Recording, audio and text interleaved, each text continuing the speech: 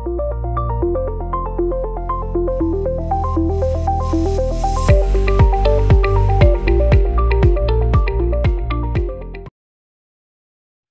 welcome to a new episode of PR360. And I'm your host, Brett Dice. If you could please subscribe to PR360 on all your favorite podcasting apps. We have a 5-star review. Let's get into that number one spot in the business category for PR, because they haven't really distinguished us in podcasting categories. We're all in the business. We're just all in the business category.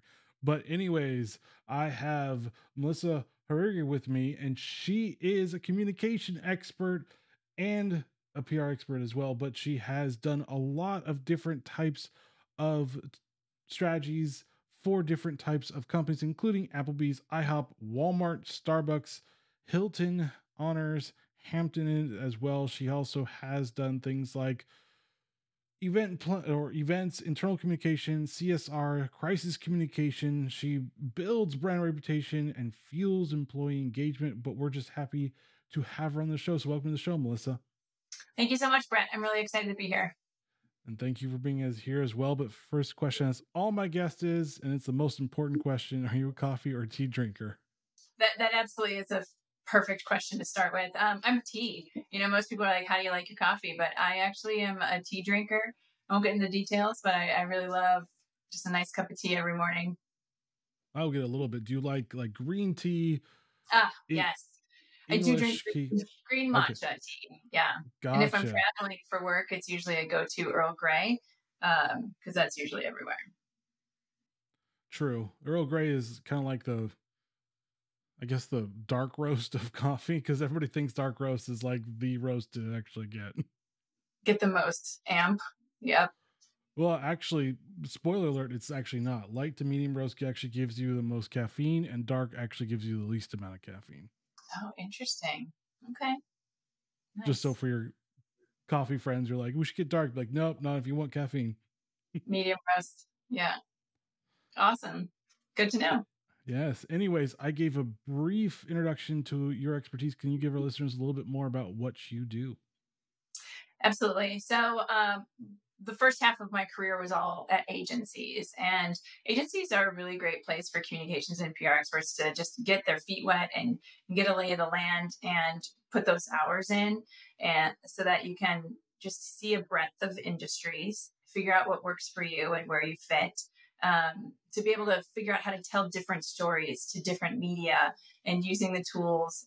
Everywhere you go is different, and each brand has a different voice that they're trying to tell. So it really helps you to really, become an expert of a whole bunch of different trades. But the last half of my career, I really loved. I have been in-house at Applebee's now for almost 7 years. And I essentially tell people today, I tell stories and I connect dots, and connecting dots between the stories, but then also just within the team, building team culture and really driving continuous improvement.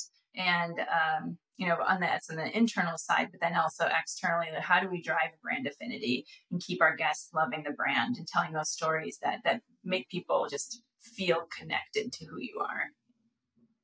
Gotcha. And so has there been a shift for brand reputation to actually care more about employee engagement? Because before it's been like the brand is the brand and employee relations is the employee relations. They don't really mix or mingle too much, but has recent events kind of like shifted that position to be like, well, maybe we should care about what our employees think about?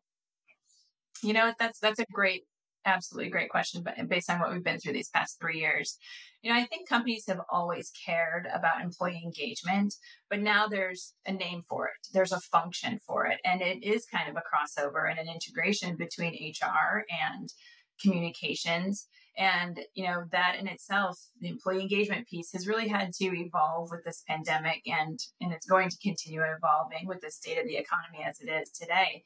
But it's important, I believe, for companies to really listen to what their team members are saying also online. So I think, we're hearing what people say within our four walls walking around, but you need to be able to go online, and that's where people are being the most honest. And every brand today, and we should have a 24/7 social community management program where you're listening and learning and hearing what your team members and your consumers or your guests are really saying about the brand.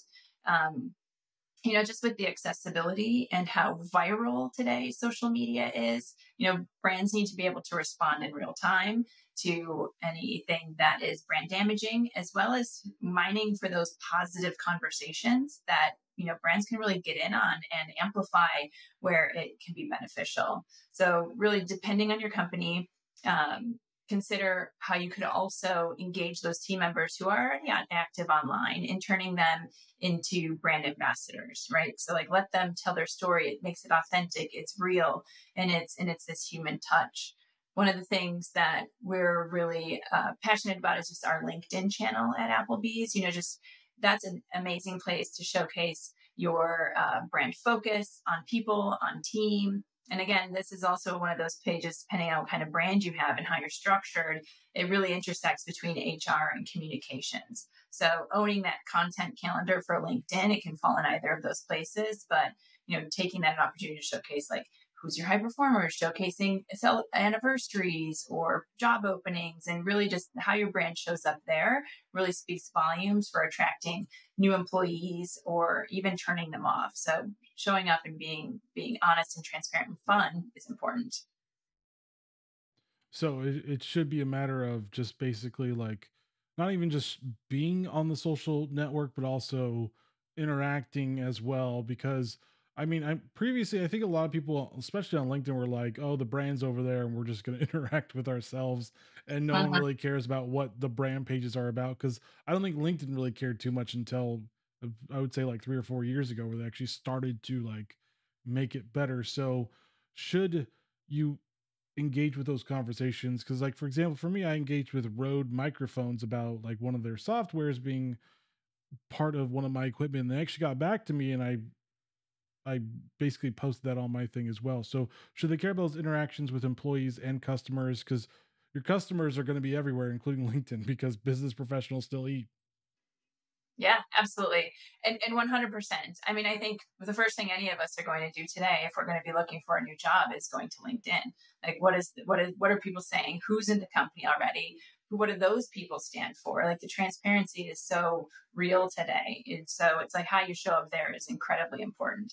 And if you're not engaging, then what's the point of having a platform, like being out there, right? You're not just like, gone are the worlds of one-way communication. You can't just push something to someone and just like expect them to, all right, that's it, we're done, check the box. Like you're creating one-on-one relationships now with whoever your end user is.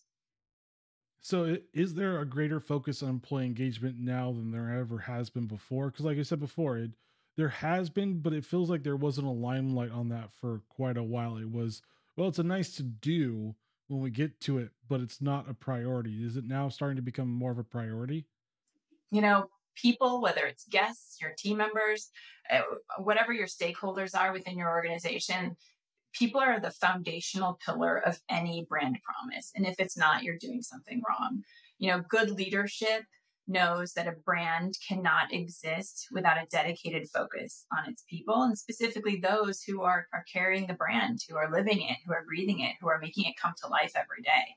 So if you're not focusing on your people, then your people will feel it, and you won't have any people left, essentially.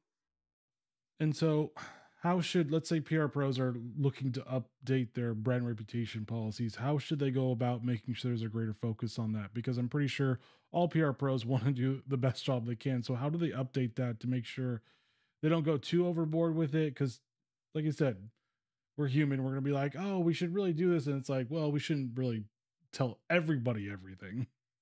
Yes, very true. It's a unique balance, right? Everything like this starts at the top. So if senior leadership within an organization, which agencies don't usually have access to senior leaders, it has to be something that they buy into. It has to be something that they believe. So how can agencies specifically help to counsel their in-house communications professionals to have those conversations with their leaders, just to provide them with, hey, here's what this means to have a solid pillar of people, with that and how that can grow your brand and how it's so important for all of these different aspects of your business. And I mean, we talked about a little bit, but how has the pandemic changed all this? Because it seems like it was that inflection point with PR people, because we always had to be flexible on what is going on with either keeping open, keeping your employees safe, like all this stuff was like thrown at us. We're like, okay, let's change, let's do this. Oh, masks, we got to do masks. Oh no, we don't have to do masks. Oh, they can't come into the restaurant. Oh, they can kind of sort of come to the restaurant. Oh, you can have outdoor seating, but not really at the same time. So like how did this pandemic like change all that function? Oh, you're taking me back to a very challenging time specifically. The pandemic has been good. It's been bad and it's been good, right? I think it, specifically as we talk about my crisis communications experience, the things that seemed big back then now seem pretty small, right? It's like this. We've just been through this incredible churn. And it has been. I mean, I think as PR pros, we're automatically already really quick on our feet. We're adept at switching gears and like within a blink and going back and forth because that's just kind of what the nature of our business. So I think we're just specific people are wired for being able to succeed at that. But you hit it on the nail. When we were first starting in the pandemic at Applebee's, we were having three conference calls with our entire system of 1,600 restaurants and their leaders a week. And we did that for probably 3 months. And it is, just how do you adapt to the new information that's coming at you every single day and making sure that, you're building a brand that your guests still trust you. They know you're going to keep them safe when you're in the restaurant as much as possible, as much as humanly imaginable. Like, so establishing and maintaining that trust is critical in those moments. And I think you'll see that there's brands who succeeded in maintaining that trust through the pandemic and those who didn't and have gone to the wayside. But we're just constantly on our feet. And I'll also say too, that with the communications function during that pandemic, I think that a lot of companies realized how important it is for communications to have a seat at the table.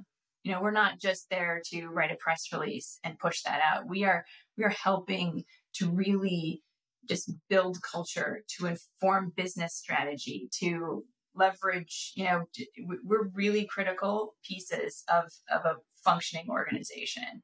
So I think that our industry got a lot more respect during the pandemic, and now it's up to us to continue to own that seat and to just continue to grow. So it was more of just another wake up call to how important PR was during that time because of just all the information that was coming out and all the information that was changing at the same time. I feel like it was changing like 3 or 4 times a day, and you're like, okay, we're going to figure this out the best we can. But it's almost like telling your employees, be flexible with us because we're trying to figure this out at the same time. So Yeah, was there that trust part, like a huge part of it with employees as much as the customer? absolutely. Because we were a restaurant brand, and what does that look like, right? So we have 1,600 restaurants, and in overnight you just go off premise, right? You just have takeout. No more are your restaurants open for us specifically because you come into an Applebee's, you're spending an hour and a half there. That's an experience. You're sitting down. You're not getting a bag of French fries and taking it to go. Like, how do you then train or teach or guide your guests into knowing, hey, no, we are a good resource for your to-go meal. If you need to like have a better quality meal than what you can get in a traditional Sack. And lucky for us, Applebee's had already done a lot of work. Like, we had launched Carside to Go 18 years earlier. So we'd already had that baseline and we were looking to advance. But I think that this pandemic also forced so many of us to just speed up those timelines for which we're looking to create more digital experiences. Mm. Did it also like make you rethink the outdoor experience too? Because I mean, I Mm, looked at Sonic, and Sonic had the best like model for actually dining because all their stuff was basically outside. You sit in your car, someone comes mm. up to you and gives you your food. Like, was there like something to be like, how can we communicate this to like our partners and everything to like try to do a good outdoor experience like the indoor experience at Applebee's? Mm-hmm. So yes, there was a whole section on that too. That was an entire webinar that we created just dedicated to how you build an outside seating space, like leveraging that. And obviously, that doesn't work in all geographies across the country during the entire year. But when can you take advantage of it? Taking over parking lots and you know all that kind of stuff. But another thing too that was fun that came out of the pandemic is that a lot of our great ideas do come from our franchisees. And one of our franchisees in Arkansas built a pickup window so that people could literally drive through. I mean, it changes it.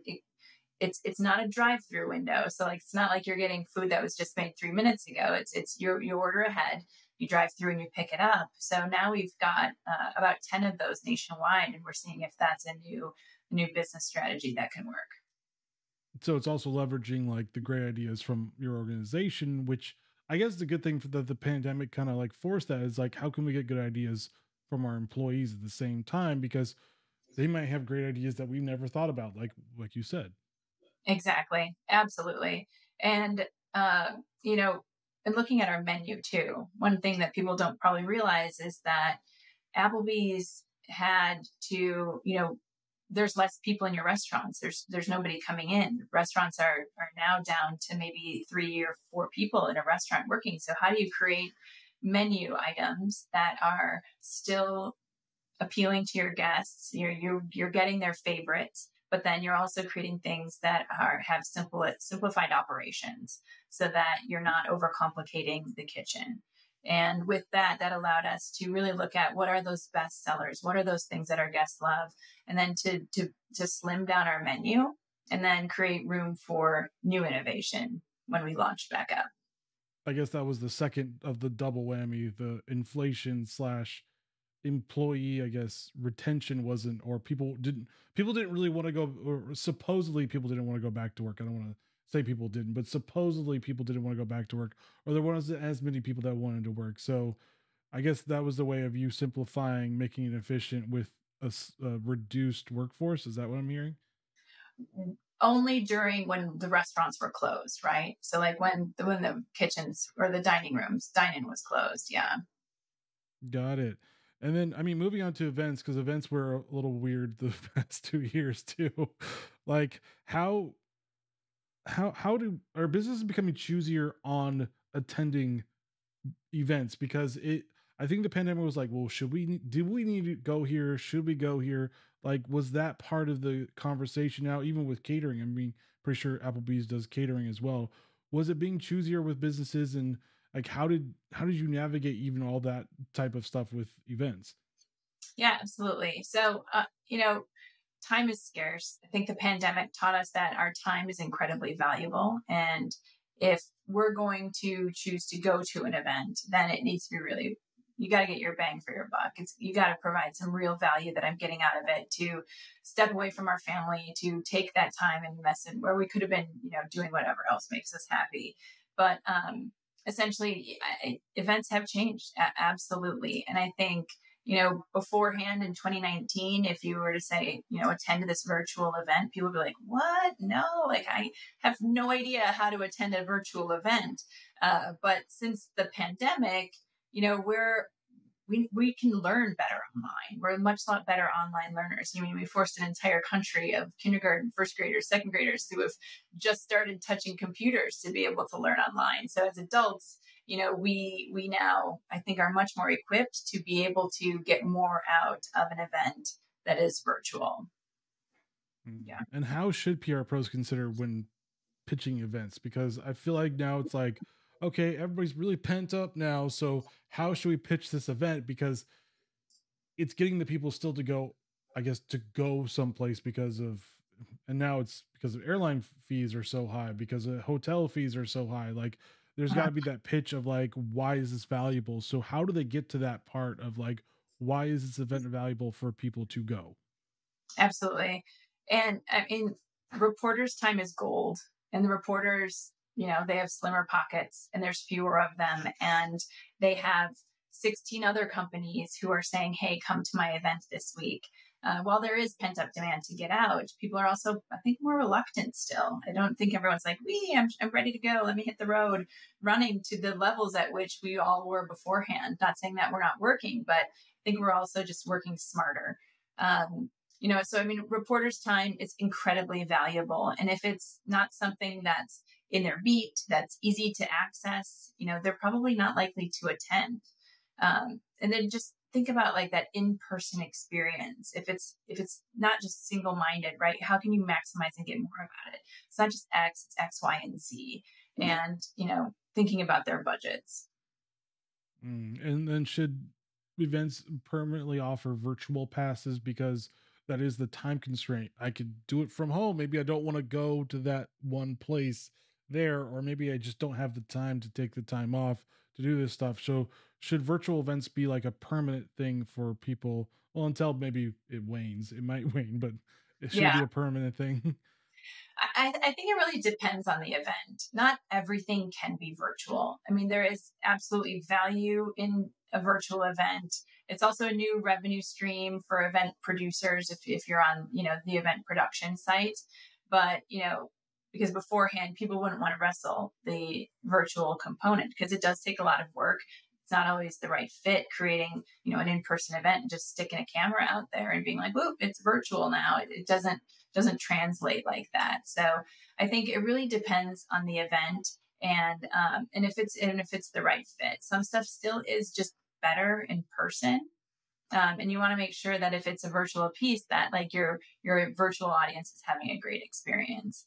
I mean, I think, just going back to the last question, when you're planning an event, there's a bunch of things that you can really ask. Like, can your audience get the same story through a phone call? Can you have a 30-second or 30-minute phone conversation, and that's exactly what they get if they invest their 3 to 4 hours to attend your event? How are you creating an enriching experience, something that they can touch, taste, and smell, and something that is much more than they can get over the phone or a webinar? A couple other things to think about are accessibility, like I've touched on before. If you're in New York, is it rush hour? Is it the afternoon slump? Is it a location that's difficult to get to? Or even considering to provide transportation for your attendees. That's kind of like hey, I got you in a cab. I think you can't go anywhere else, so come on over. Just doing whatever you can to remove barriers and make an experience as enjoyable as possible. And then what's different, like I said before, is like they're getting 12 event invites probably a week again now. Like, how is your event standing out and being something fun? And then who are you even inviting? Making sure that you have the right invite list. Is it, are you curating that list specifically for this specific story? And, it's not just one-to-one communication, like I'm not getting a personalized SMS text from insert brand. We need to also be talking to our reporters in this one-on-one relationship as opposed to spamming them. Then one other key piece too, as we think about events, is like, how will your guests show up on media or social media, right? So like a big piece of events now is you want those reporters who are attending to go onto social media to like share their experience with the brand. And so is that experience, how's that going to be told through those attendees? How are they going to be promoting your, whether it's employee engagement or a product or a promotion? So those are just a few pieces on thinking about an event. Is it better in person or is it going to be virtual? It's almost like you talked about the Applebee's experience, trying to do an event with like an Applebee's type of experience for people to come, sit down, enjoy type of a thing. Should they like remember that part about it, is that the experience is one of the most important things, not the most important things. You got to have good speakers, you got to have something Yes. interesting, but like an Applebee's experience almost.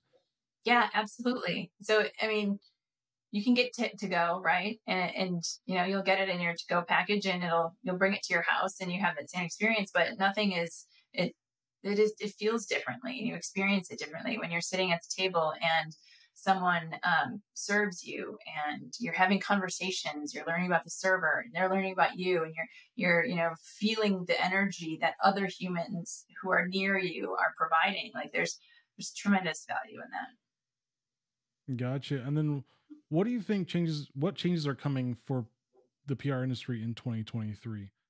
Boy, I love this industry because we're always changing. I think we are just so moldable and adaptable, more so than some of the other industries. But I think social media has really turned things upside down, and looking at social in new ways is very important. So I think most brands now are always looking at content creators or influencers that, hey, here's my message, push this out to your audience if you like the product or whatever, and make sure that it works for you. But it's, flipping that and taking it even further to the next level. So it's, here's my content creator, an influencer. Let's work together on building a story that works for you and your audience, and that's authentic to your voice, and that incorporates our brand. So it's a little bit it's a heavier piece, right? And it's much more authentic and real. So how do you infuse more of those types of experiences within what you're doing in your social media strategy?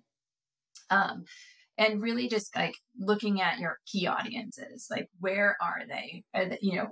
Platforms keep evolving, they keep popping up, making sure that you're staying in tune with what's next and what's gone and what isn't. And obviously there's, a lot of stuff going on with some platforms right now that you just got to make sure you're keeping your nose to the information and keeping relevant. So in addition to, leveraging content creators, but we're kind of at this, like, always trying to figure out, how do we show that PR is providing real value to companies? I think we're looking at, how do we measure the value of PR? Moving beyond impressions, how do we provide the most effective way for me to be able to go to my bosses and my franchisees and say, this is the impact we had from the PR and communications function on sales this year. That's the question that we need to be able to answer and to provide. I talked about us having a seat at the table. That's what they want to hear. Advertising has the value, or media buying, of saying, like, hey, we saw these, and you can see the measurements there, but how do we do that with PR? And I think that's the ticket that we need to be evolving into and answering this coming year. In addition to, focusing on equality and community, right? So those are two big pieces too. There's been waves of social injustice, and, brands are taking a look at, how are they communicating to all of their people and all of their audiences? And how is that impacting who they are and how they're showing up and what they're saying? And similarly, there's a focus on community. I think, that happened years ago, well before the pandemic. It's not a pandemic thing, but I think the fact that it just keeps getting deeper and deeper, brands can't ignore it at all anymore. If they were, just how they talk about and share the impact that they have on their communities and the world around them. Are they establishing good social good programs? It's not just checking the box, though. It needs to be something that's authentic and real, and that fits with your brand and your brand personality. Otherwise, it's something that's you're really not going to stick. People want this too. People want to be a part of a brand or something bigger than just, to go delivery, right? Like, people want to be a part of something that they can really believe in. And you'd be amazed how, that's kind of one of the first questions that when I do interviews with people, it's like, what are you doing with your community? Or I saw that, Applebee's does an Alex's Lemonade Stand Foundation campaign every year to raise funds for childhood cancer research. And, that's the stuff that, hits the home and heart that people want to be a part of. All great things coming. I mean, be prepared, PR pros, because we're going to have to get more, I guess, social is the best way of saying yes. it. But the fun question that I want to really ask you is, what is the most interesting PR or interesting, more than one of you have more than one, but more interesting PR campaigns you worked on? Yeah, I love my job. It keeps me on my toes. It is just, I get to see so many different sides of this organization, and to work with some amazing agencies. And I think one of the things that I'll always remember as part of my career is kind of a milestone was our Fancy Like campaign. I don't know how familiar you are with country music, but we have last year in 21, we had the Fancy Like Applebee's campaign. And it really stemmed from, it was a very authentic, organic moment. I remember getting a phone call from one of our field operators just saying, hey, I got an email from this guy's cousin who has a song coming out, and, he talks about Applebee's. He just wanted to connect. And, from the time that I got that phone call to not even 2 months later, we have a national ad talking about Applebee's with Fancy Like. It has, TikTok videos of people doing the Fancy Like dance. It has Shaq, not our ad didn't have it, but, people were across the country were doing the Fancy Like dance. And, I think it happened in June of 21. And if you put your mindset back into the world and, just where we were in the pandemic, and that's when that people were so pent up, right? They just needed something to believe in, something to trust, something to love. And here comes Walker Hayes and his daughter dancing on their front porch to this new song that came out. And it really became something really beautiful. And Applebee's, being a very nimble and flexible organization, we seized the moment. It's not normal when, a brand our size can pivot and within months and weeks, launch a national campaign. It was really something beautiful. And just really, I loved it, right? We brought back the Oreo shake because he had that in his song, something that we had trimmed down the menu because of the pandemic, just to simplify our menu. And, people from Jimmy Kimmel, Amy Adams, Shaq, like I said, they were doing this dance, and it's just the 12 million views of our ads on YouTube. It was tremendous. And what's great too is that music has always been a part of our Applebee's DNA. So this was such a natural fit, and it was awesome. Nice. Yeah, I think we all remember those campaigns. Even I remember the campaign being plastered everywhere. It's like, oh, okay. Everywhere. Yeah. Walker did it on his own. He did the dance, and then we just added, some fuel to that fire, and it took off in a nice way. Nice. And where can people find you online? I think on LinkedIn. If anyone wants to find me, I'm happy to have a conversation anytime. I'm just Melissa Hariri on LinkedIn. All right. Oh, any final thoughts for listeners? Absolutely. I think I said it before, but it's really an awesome and exciting time for us to be in communications.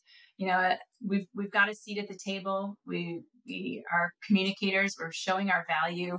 We're constantly evolving. We're doing really fun stuff. You can't have a brand anymore that just sits on a shelf. If you're not engaging, if you're not communicating, if you're not having these conversations and being honest with your consumers, then you're not going to succeed. So have fun with it. All right. Thank you, Melissa, for joining PR360 and sharing your knowledge on PR communication, crisis communication, and events. Absolutely. Thanks, Brett, for having me. It was fun.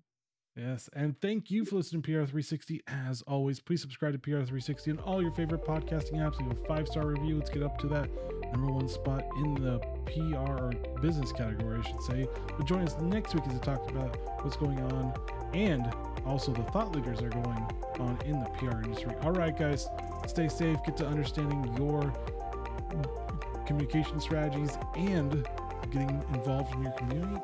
See you next week. Later.